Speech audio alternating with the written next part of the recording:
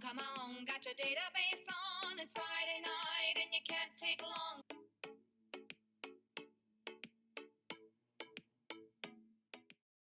Hello, I'm Ms. Righteous, your media specialist, and today we're going to talk about some resources that will be helpful for your psychology and sociology research.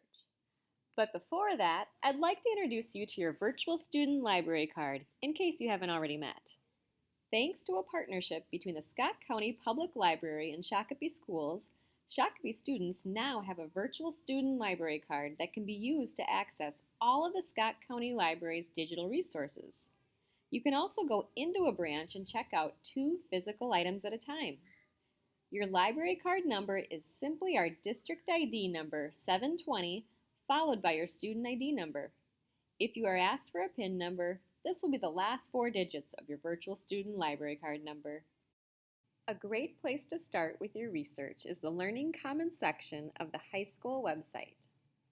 Under Helpful Resources, look for the research page on the left. Here you'll find the databases that we have available to us through the Electronic Library for Minnesota. And if you scroll down, you'll see the databases you now have access to through the Scott County Library with your virtual student library card. Now, why use databases, you ask? Why shouldn't I just Google it? Well, in a nutshell, it's just more credible information that's easy to use, and it's great preparation for the kind of research you'll do the rest of high school and into college. Online subscription databases are like huge, very well organized warehouses of magazine, newspaper, and journal articles, reference materials, and audio interviews and videos. It's a one-stop shop for all your research needs. So let's get down to research. EBSCO Megafile is the first database we'll take a look at today.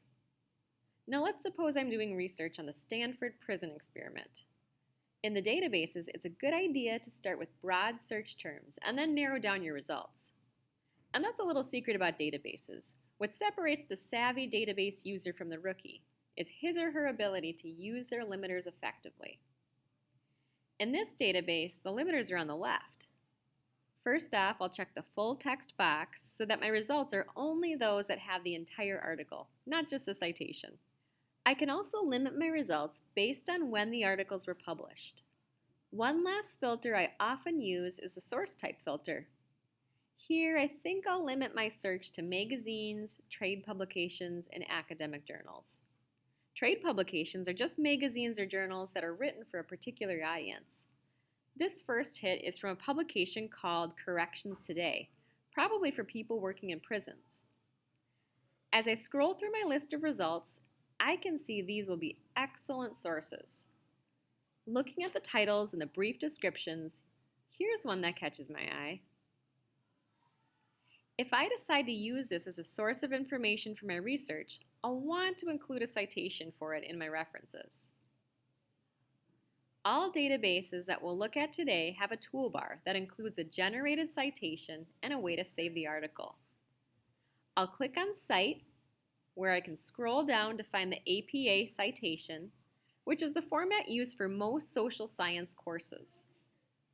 As you can see, you can also email the article to yourself, or you can also save it in Google Drive. 2 other great databases to check out in this list are Explora Teens and Galen Context High School.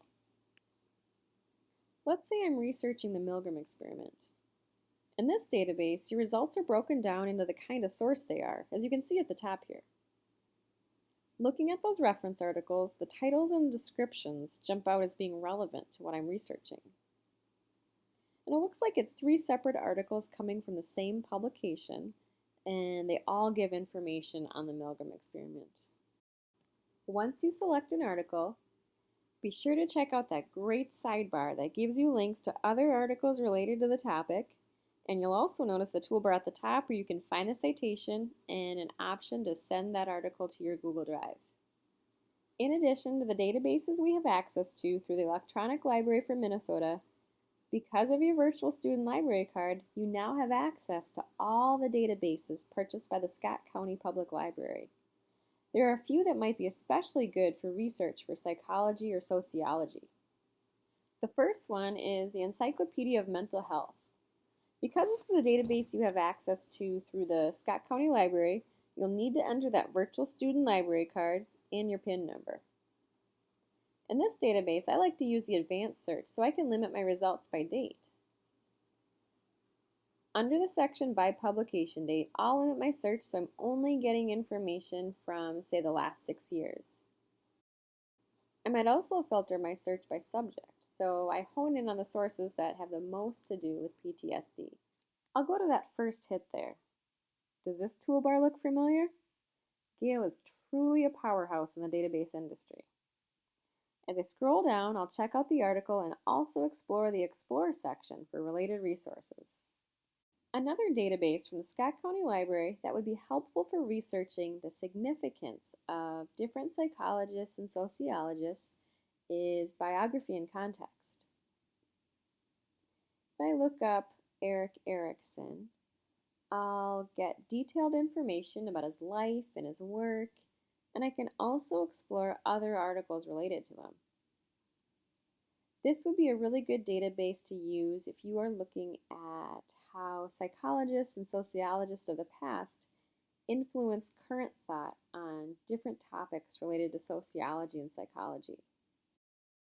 Here we see an article on how Erikson's work relates to current research on resilience. Some other databases that would be helpful for your research from the Scott County Library are the Encyclopedia of Neurological Disorders, Health Source Consumer Edition, and McGill's Medical Guide. You may also find some good information with a general Google search. You just want to take a more critical look at where the information is coming from. It's a good idea to consider these questions before you select a source from a Google search. And let's not forget about books. When you visit the books, ebooks, and audiobooks section of the Learning Commons channel, you can also find books with information on a variety of topics related to psychology and sociology in both our high school Learning Commons catalog and the Scott County Library catalog.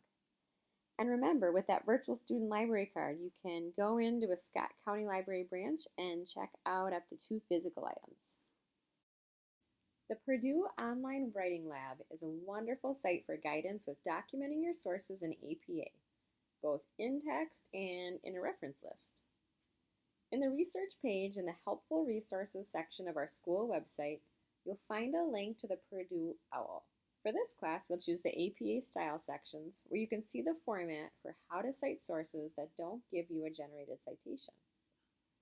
One helpful resource that students now have access to through their virtual student library card is Homework Help Now. Under the Learning Commons section of the high school website, find the Helpful Resources section and then the Learning Tools page on the left.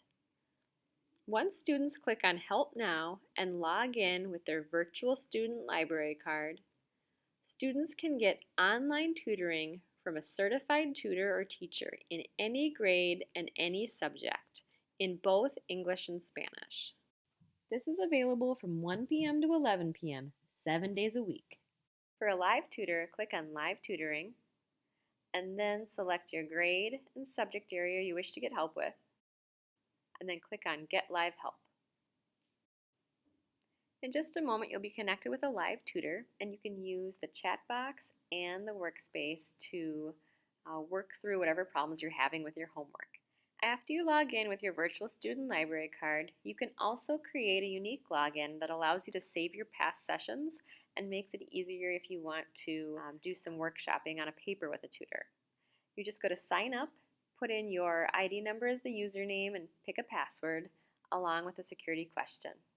Once you create that unique login, you can also visit the Writing Lab, where you can get assistance on any stage of the writing process, from brainstorming topics to crafting a thesis to help with editing and revisions. Students can also visit the Skill Surfer section of Help Now to find preparation materials and practice tests for the ACT and Advanced Placement exams. Also, under the Study section of Homework Help Now, students can visit the LEAP Learning platform, where they can take ACT subject practice tests to generate personalized practice materials. Best of luck to you with your sociology or psychology research. Have fun and always feel free to reach out to me with any questions.